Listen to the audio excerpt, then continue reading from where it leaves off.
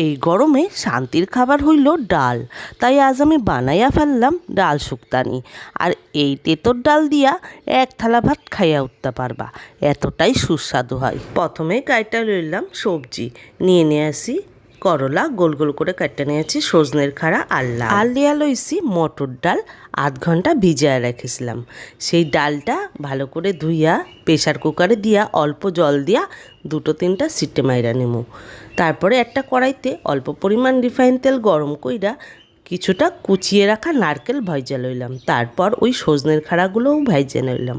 তারপর ভাইজা লইলাম ওই করলাগুলো, তার মধ্যে একটু লবণ হলুদ দিয়ে একটু লাল লাল করে ভাইজা তুলে নিচ্ছি।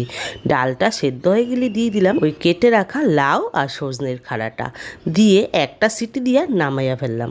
ওই তেলের মধ্যে ফোড়নে দিয়ে দিলাম তেজপাতা, শুকনো লঙ্কা আর কালো সরিষা দিয়ে ফোড়নটা যখন চটপট করবে, ভালো গন্ধ বেরোতে শুরু করলি দিয়ে দিলাম আদা আর রাঁধুনি বাটা।